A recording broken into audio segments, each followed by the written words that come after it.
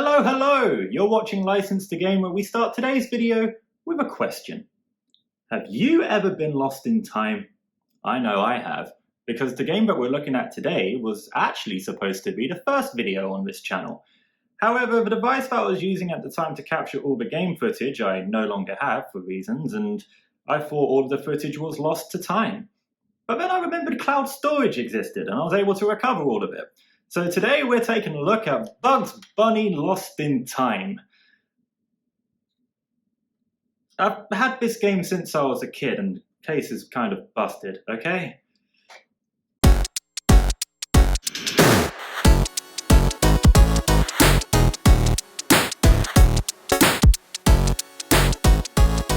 Published by Infogrames in 1999 for the PlayStation 1, with the PC release following a year later, it was a game of many firsts.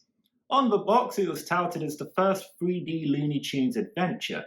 It was also one of the first games to be developed by Behaviour Interactive, best known nowadays for their work on Dead by Daylight. And it was also one of the first games I ever played as a kid. So how does it hold up? Does it do the Big Chungus justice? Pressing start throws you straight into the opening cutscene with our head hero on his way to Pismo Beach. However, where he ends up is anywhere but. Here I am, Pismo Beach. Hey, wait a minute. This doesn't look like Pismo Beach. I probably should have turned right at Albuquerque and... Barely a moment later, and Bugs casually mistakes a carrot dispenser for a time machine.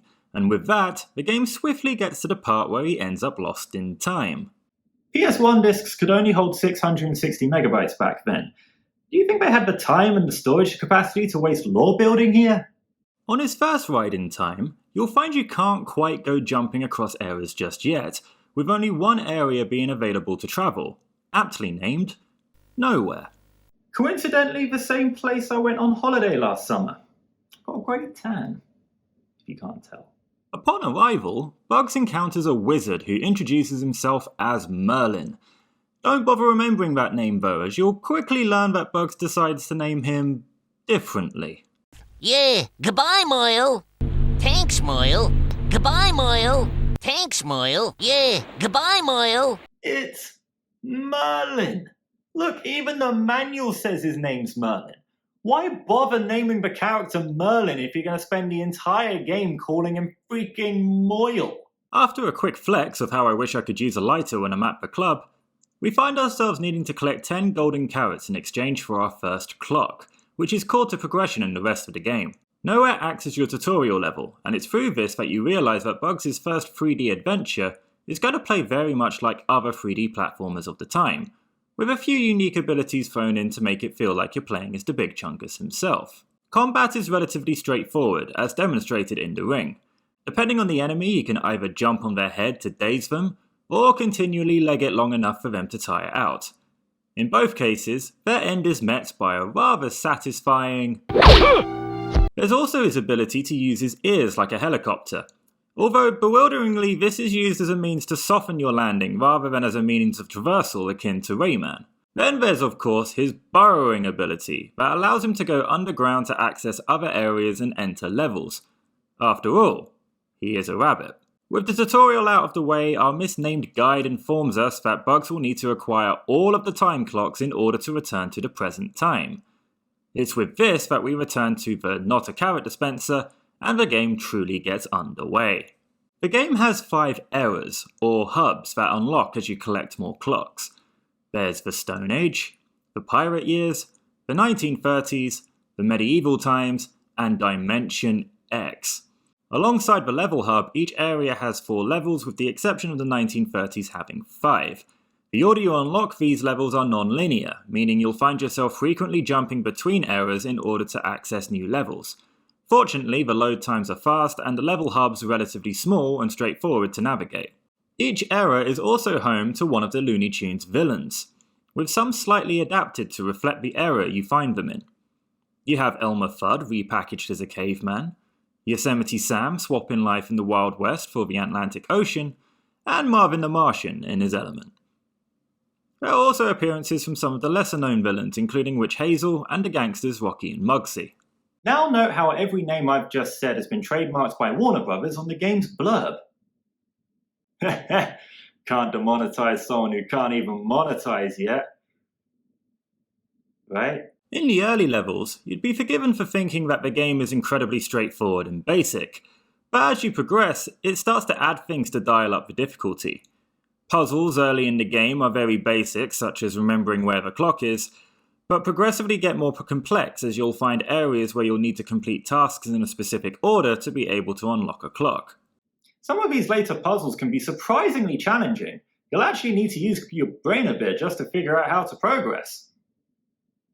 Well, either that or use the internet. In most of the levels, the end will be met with a boss battle with whichever villain resides in that era. These boss battles, I must say, felt a little lackluster. This is primarily due to there being no consequence to messing up. If you get killed, the boss will still be at the same health as before you died. Add to that the lack of any live system, and you have yourself some pretty meaningless boss battles. Unfortunately, that's not the last of the problems I have with Lost in Time. The camera is frustrating. The only way to rotate it is with the triggers, so you can never get it to follow bugs quite in the way you want it to, making navigating some areas especially painful. The sneak mechanic is borderline useless, with enemies you need to sneak past being overly sensitive to your presence. Then there's the story. Each of the levels are in ways supposed to play out like episodes of Looney Tunes, with some of the levels using the same name and title cards as episodes. Sometimes this can be a brilliant nostalgia hit, especially in minigames such as Wabbit or Duck Season, but a lot of the time you're left feeling that the narrative they're trying to tell is a bit irrelevant. None of the other characters outside of Moyle, yes, I'm running with that name now, acknowledges Bugs being lost in time. No one questions how Bugs have gotten into their era, there's no consequences to seemingly messing with time, and generally no development on the story as you progress. It would have been cool if there was a bigger threat at play trying to stop Bugs from making it back to the present. I won't spoil what happens if you do manage to collect all the clocks, or use the cheat code, but I will say that it's not worth the effort, by a long shot. Thankfully, the original voice cast of the time were all present to provide voiceovers, which helped save the game from feeling like a total cash-in. But throughout you're left feeling that they could have done more. A lot of the voice lines are just recycling old catchphrases and not much more. My biggest bugbear, though, is how Lost in Time forces replayability and backtracking on you. Collecting clocks are core to the progression of this game. Don't find enough of them in the levels available to you, and you'll be forced to go back and replay them until you do. To make matters worse, some levels are physically impossible to complete until you've acquired the appropriate super move from Old Moyle later in the game. These super moves are rather annoying in and of itself. You don't learn the first move, the super jump, until the medieval period. Oh, and the incantation necessary to reach such great heights? Ollie Ollie action free! I'm sorry, what? Ollie Ollie action! Hi, Billy Mays here for OxyClean, the stain specialist. After consulting Google, it turns out the game wasn't trying to low-key plug a bleach. As it turns out, Ollie Ollie Oxenfree was a popular phrase used to call a truce in children's games. Which begs the question. What does that have to do with jumping? So not only do you have to try and 100% every level you can to avoid having to replay it again, but you'll also have to accept that you'll inevitably have to go back to play through some of the levels again anyway, as you won't have the super moves needed to clear it the first time round. Now I know I've aired a lot of grievances up to this point, but there are some bright moments to this game that saves it from being a complete disaster. Some of the mini-games are great fun, including the aforementioned hunting season and a ship battle against Yosemite Sam, to name a couple. These provide a good distraction from the platforming sections, and I wish they incorporated these mini-games a little better and more frequently. The level design for the most part is also pretty good, capturing the feel of the different eras of the Looney Tunes world well. I particularly like Dimension X, which, despite being a bit hard to navigate at first because of the colours, made me feel like I was in an episode of Looney Tunes. If only I had more duck dodgers. I must admit, it was a bit difficult to summarise my final thoughts for this game. It might be the childhood nostalgia talking, but whilst I wouldn't go as far as to say that Lost in Time is a bad game, The problem is, for large parts of it, it's just not fun. It plays well enough as a platformer, but it didn't really bring much to the table to make it truly original at the time to stand out. Then the parts that they did try to do to make it stand out ended up being poorly executed or frustrating. In many ways, it felt as though they were playing it a bit safe. Make a game that people can look at and go, yes, this is a Looney Tunes game. But don't do anything to make it exceptional or even memorable. This wouldn't be the last of Bugs' time-traveling escapades, however. A few years later would see the release of Bugs Bunny and Taz Time Busters. But that's a game for another time. Did you ever get lost in time with the Big Chungus? Let me know what you think down below, and while you're at it, be sure to like, share, and subscribe to License to Game. It's a new channel, we've only got one other video, and also if you checked out that first video, thank you so much for all of the support so far. We're already broken over 10 subscribers, which to me is simply mind-blowing, and I'm so happy and grateful for all of the support given so far. So if you haven't watched that first video yet, be sure to check it out. But otherwise, thank you for watching this video, and until next time, I'll see you in a bit.